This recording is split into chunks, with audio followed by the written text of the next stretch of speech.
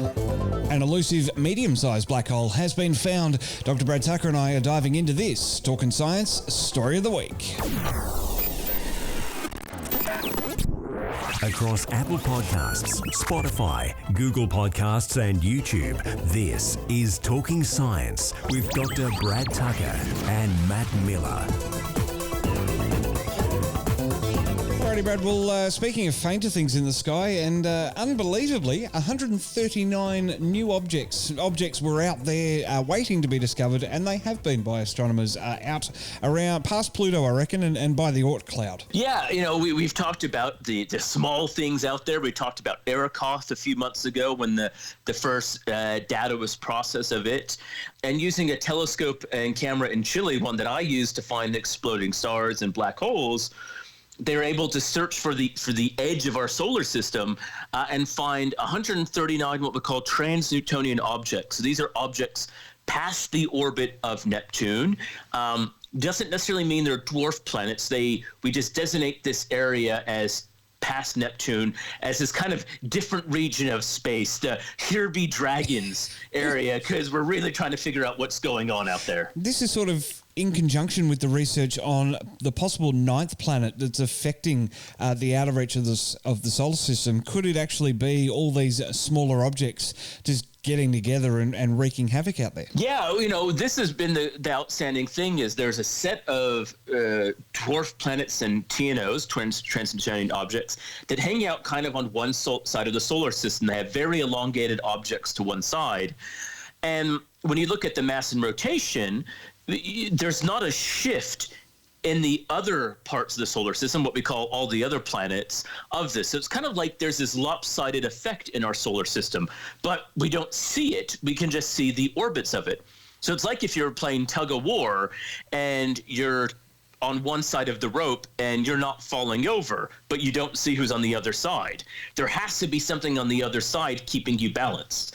And it could be either a bunch of more small things that we just haven't discovered, and 139 of them were discovered. They haven't figured out exactly all of their perfect orbits, or it could just be one really big thing, what we call Planet 9, somewhere between 8 to 15 times the mass of our Earth, so more like Neptune.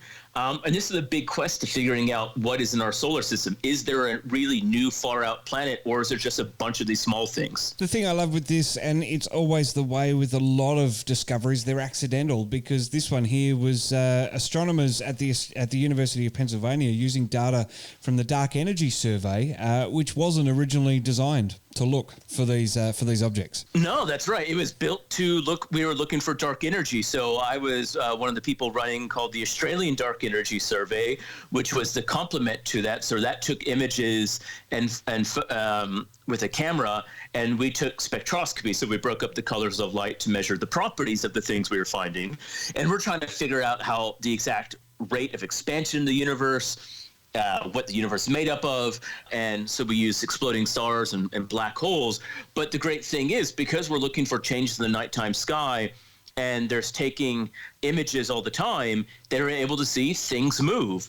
And so they were looking for things that could move, that were moving in the right direction, because there's lots of asteroids in the universe, in the solar system. So you want to find those far out things in a very specific way. So they kind of essentially mined part of the images of the Dark Energy Survey to find this. So what are your thoughts, Brad? Is there a Planet 9, or is there just a whole heap of these little objects out there? It's hard to say. I mean, I think both are completely plausible. So in fact, we're running a search using old archival data and our telescope at Siding Spring, which is doing the complete southern hemisphere to look for these things as well.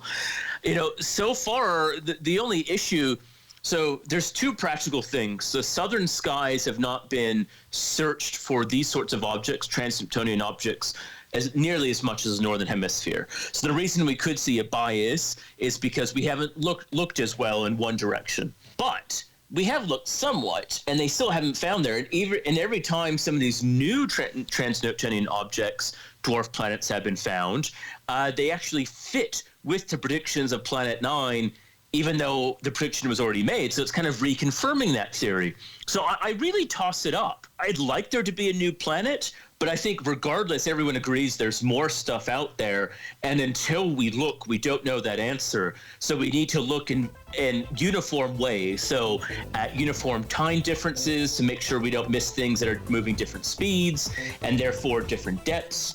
And different sizes, and we need to look through all of the hemispheres repeatedly to make sure we're just not in a, like there's a blind spot in space. We don't want to make sure we're missing the blind spot.